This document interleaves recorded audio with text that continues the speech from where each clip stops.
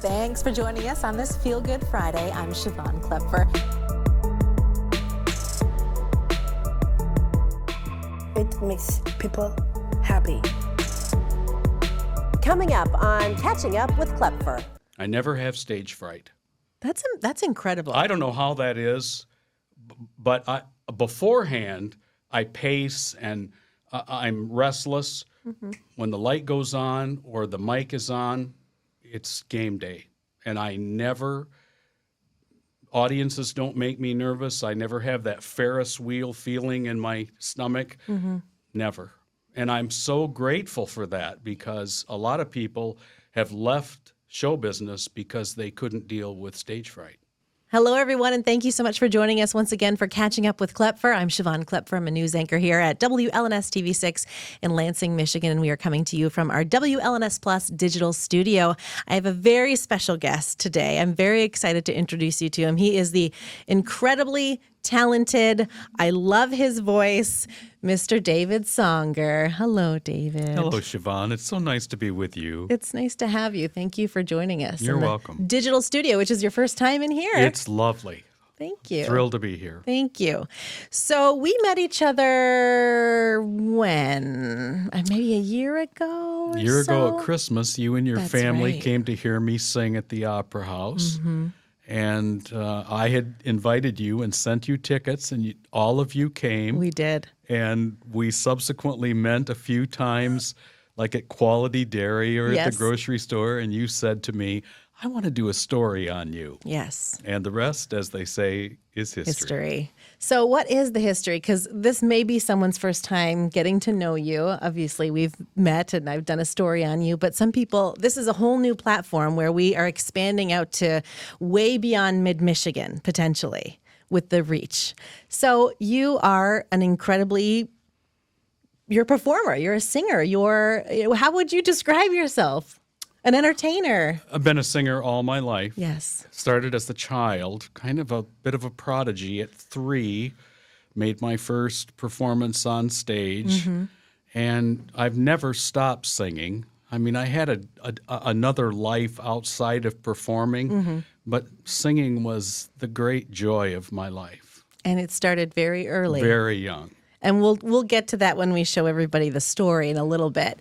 But when I met you, which was that Christmas concert, so thank you for inviting me, you had mentioned that was going to be, you were retiring. That was your sort of last performance, which I know is not. It was kind of a fib. Yeah. You said it nice. Like I was going to say, it's not exactly true, but it's hard. You've No done one will this. let me retire. That's what it is. They keep telling you, hey, can you do this? It's hard to say no. Including you. I know. Yeah. Yeah. So thank you. All right. Well, why don't we show everybody the story? Okay. And then we'll talk after that, and I'll get your reaction once Great. again. All right. Enjoy. The moment David Songer knew he was on his way to the stage, watching TV at 2.5 years old. And I couldn't have cared less about the programs. All I cared about was the jingles of the commercials. And with one sitting, I went into the kitchen of my grandparents and sang, "If you wonder where the yellow went, you'll love your teeth with Pepsodent." 2 or 3 months later, I sang in church from memory and dropped the mic so that I could take a proper bow. And Songer has been singing and taking those bows ever since. By the time I was 12, I sang at my first funeral, for which I was paid $3. I did my first wedding at 13. Over the course of his career, Songer has sung at more than 1,200 weddings and comforted thousands, performing at 1,700 funerals. Here's another impressive number, 54. And heading out to the microphone between the plate and the mound. Received a call on 31 August of 1987, and I thought they were joking. They said, "We need you tomorrow night." David Songer of Lansing singing our national anthem. From September 1st, 1987 through 2023, Oh, say can you see I sang the national anthem for the Tigers 54 times, by the dawn's early light, which I have been told is a record now that will never be broken. and the hum of the brave.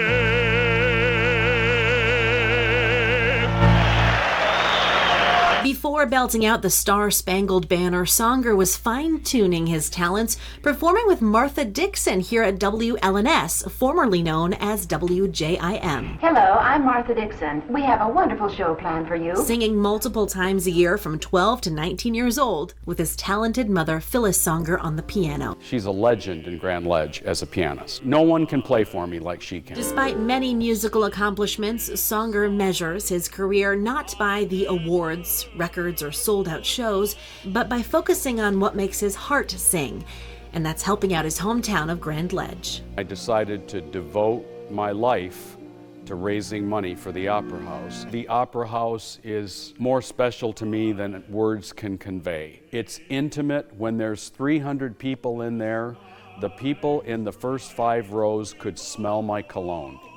I mean, they're that close to me, and that kind of intimacy with an audience is really hard to come by. He has performed 33 times inside the historic Opera House and has helped raise more than $100,000 to keep it thriving, an effort also deserving a round of applause. Oh, you're tearing up. I am. It was a wonderful story, Chivon. You made it very easy for me. Because what a character and what a voice and what a career. Yeah. What a career. And congratulations. I'd know like I've to said be that 40 before. again and do it all over again. Really? I would. Yep. If I could turn back the hands of time, all the concerts at the Opera House, I'd like to do them all over again. But would you do anything different? Like, would you add things in? Would you, Oh, they were wonderful. Christmas and Broadway, just all of my favorites. I probably would just leave well enough alone, but I'd like to be able to sing as well as I could then. Well, that was one of my questions was, has your voice changed a lot over the years? And maybe how, and is that that's a normal thing for singers, I would assume?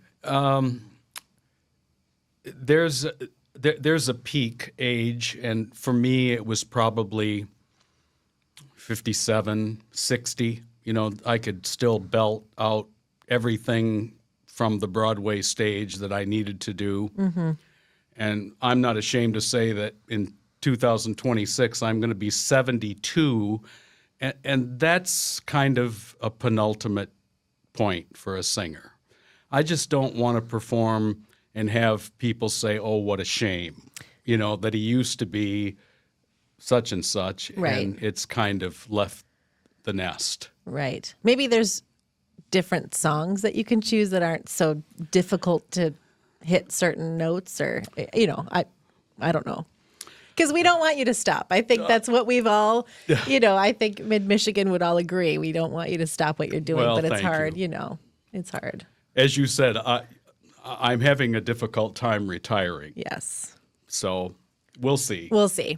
This one popped in my head when we were watching the story, but because a lot of people, when they hear themselves on a recording, they go, I sound like that?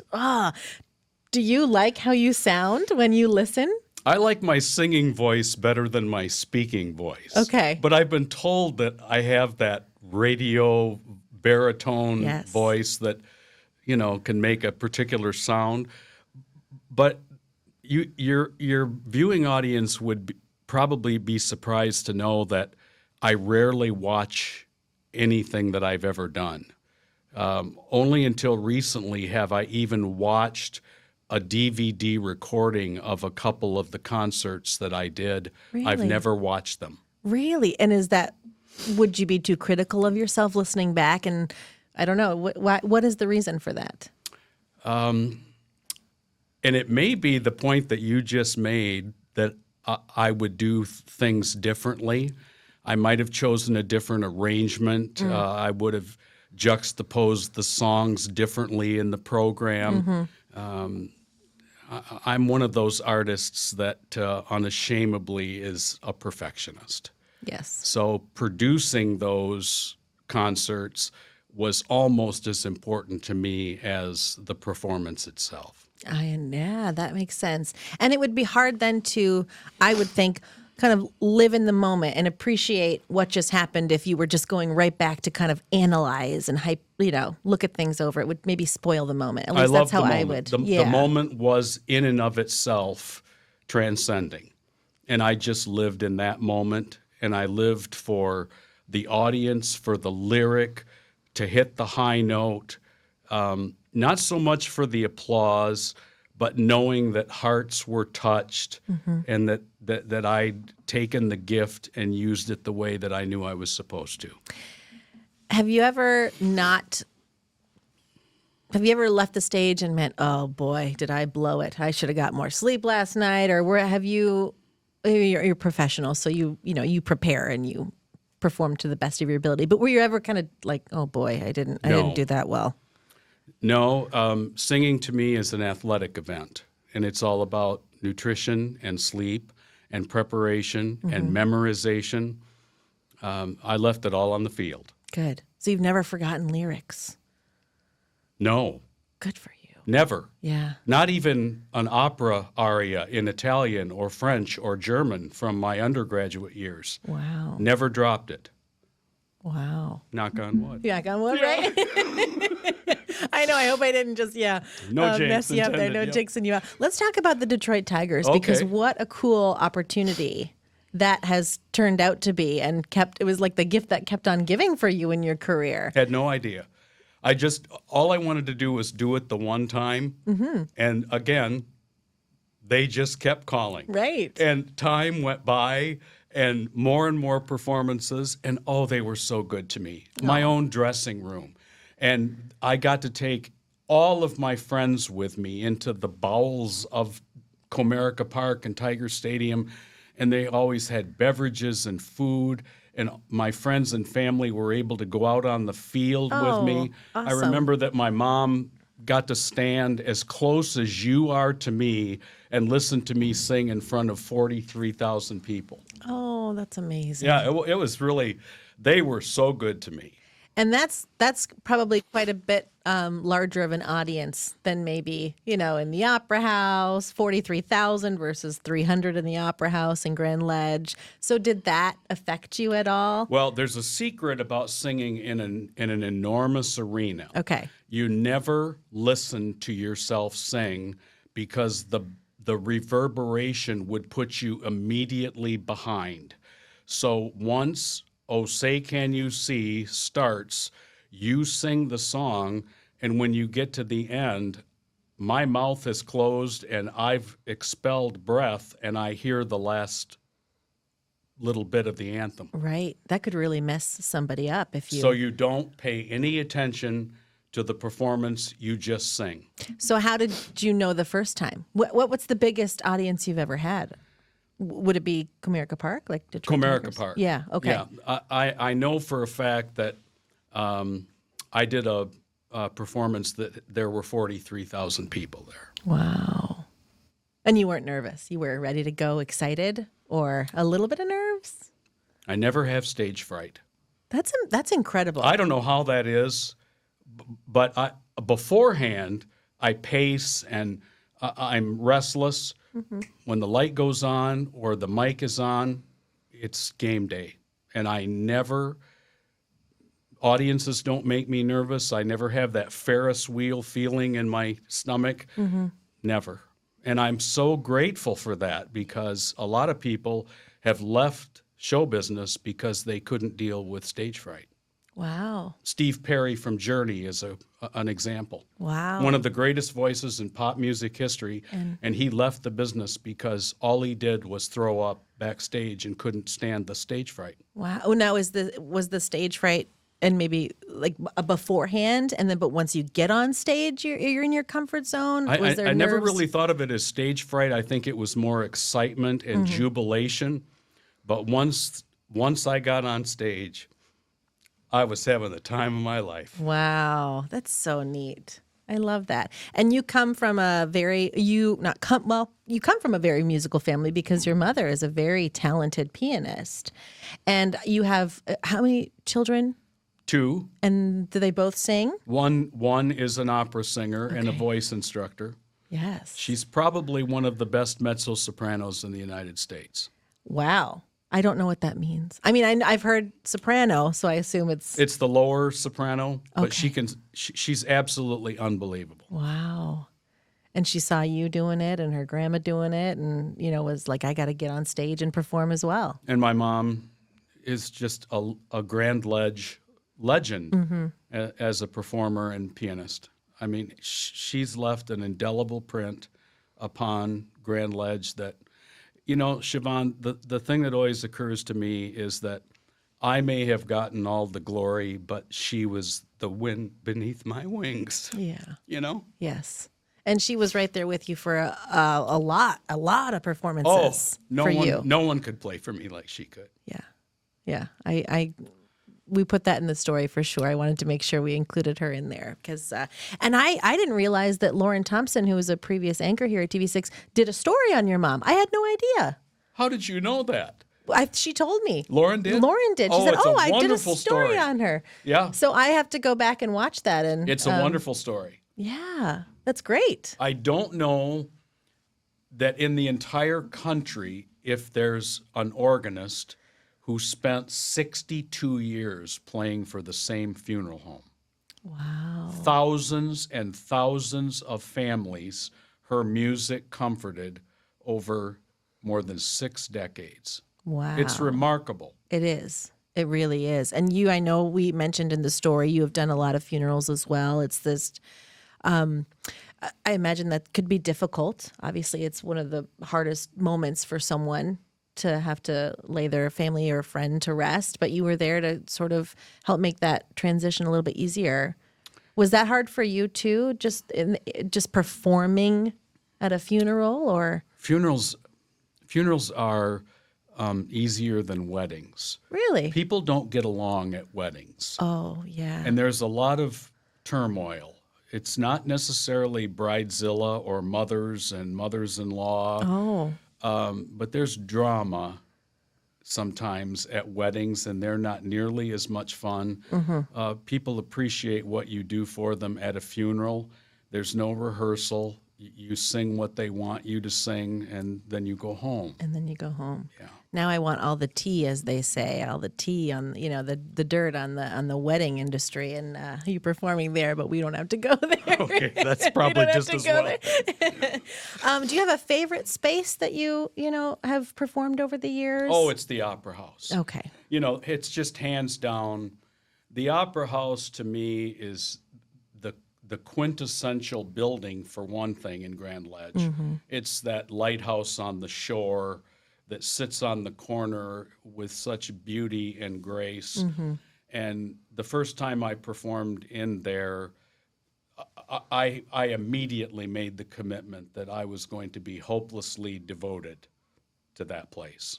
And you're on the board, right? I am for the Opera House. Now I'm a board member. A board member. So you're still attached, even though you might not be singing there. Even more so in a way. Oh, good. It's a lot of work. Yeah. What a building, though. It's really neat. If people who are watching have never visited the Opera House in downtown Grand Ledge, what a beautiful history and building. And it's right on the water and right downtown. It's gorgeous. And we nearly lost it. Yes. And that was, you said about a year ago, right now, almost a year to the day.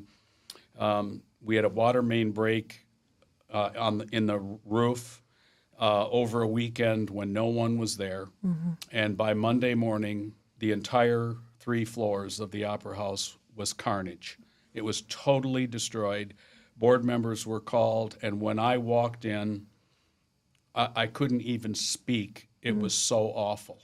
But over the course of 2025, with the help of insurance and the board and private donations, the Opera House is as spectacular as it's ever been, or even maybe a little bit more. Well, that's good. It's gorgeous. That's good to hear.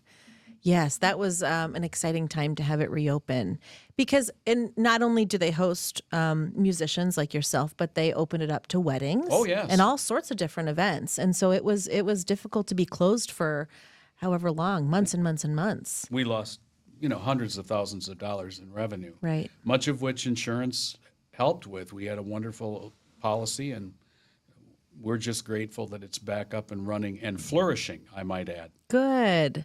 What was it before it was the Opera House? Well, there's quite a history to it. In its inception, in the latter part of the 19th century, it was a bit an opera house.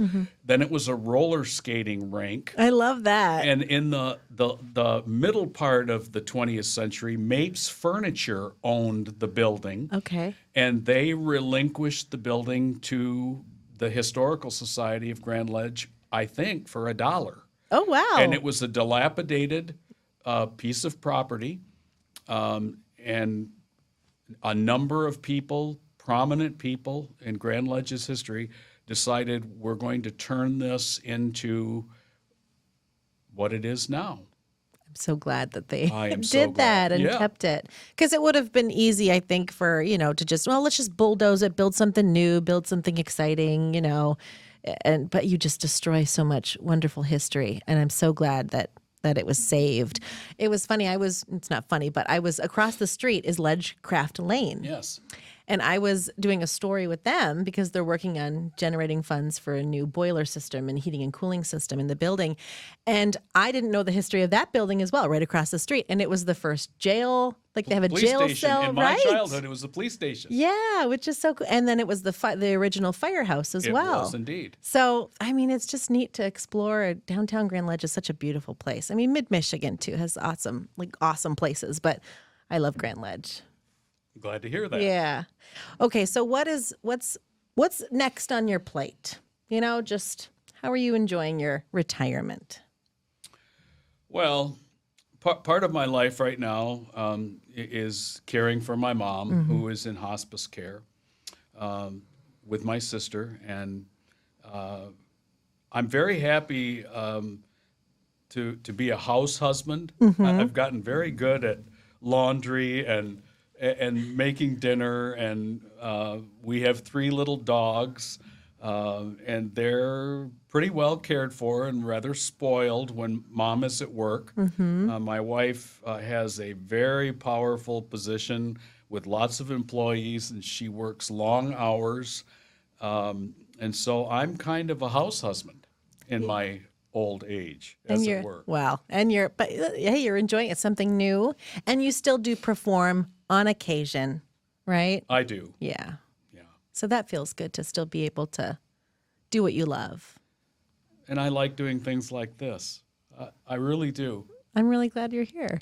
It's been so nice catching up with you, David. Thank you, Chivon. Is there anything else you wanted to say that we didn't talk about that you wanted to come back to? And your life wasn't all about singing and performing. We didn't really touch on that much. No, I had a whole another life of teaching, and I worked in the funeral business as a grief counselor, and I was on call 24 hours a day and helped families for a lot of years, and I enjoyed being a college professor. I've had a very full life. I have very little to complain about. Yeah. Well, I love that you're still doing what you love, and I love to hear your voice, and I'm glad we're catching up again. And I just, wish you the best and everything. And I have a rich history with WLNS. And you do? Oh, that was another thing. Yeah, when we saw, sorry, and we're running out of time, but I didn't want to cut you off. But yeah, Martha Dixon. I was 12. What? 60 years ago. What a cool opportunity. She was so sweet. She just kept calling my mom and saying, "Can David come back and sing?" And I did until I was like a sophomore in college. Yeah. So my history with this station goes back 6 decades. Wow. When you saw the clip of Martha, when we showed it during the story, did that really take you back and bring back some memories? Just wonderful. Yeah. I tried to find video of you performing, and I couldn't. It might be buried in the basement somewhere on tapes, but I couldn't find it. I really did it. I promise. I know. How cool. Wow, so neat.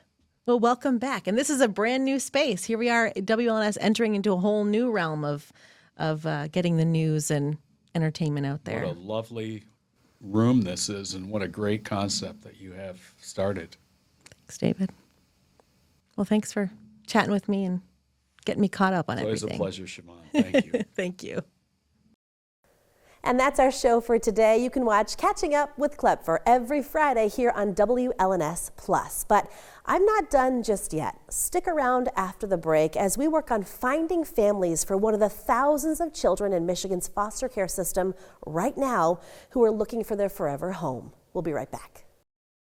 I'm a mom of 3, and it breaks my heart knowing there are so many children here in Michigan in foster care who are searching for their forever family. So every week on Catching Up with Kloepfer, we are going to do what we can in hopes of finding families for children in this state who are looking for a permanent, loving home right now. This segment is thanks to a partnership with a nonprofit called Grant Me Hope, which interviews children in foster care to learn more about them, their likes, their goals, and their dreams of finding a new family. Here's this week's child. Hi, I'm Madison. I'm 13 and I'm in 7th grade. I like to go swimming. I like to play on playgrounds. I like to go swimming a lot because I have a lake nearby my house. I'm thinking about playing cross country. And then in the spring, I'm going to be playing track. I do the 100, 200, and 400. Yes, I really love playing football.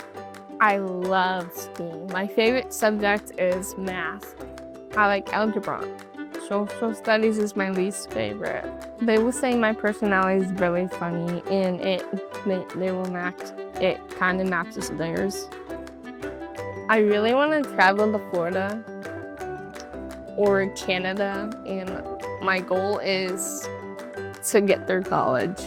I really want a family that will let me have my space when needed. I really like the Detroit Tigers and is it the Minnesota Vikings? Yeah, I really like the Minnesota Vikings. All of their players are just really good.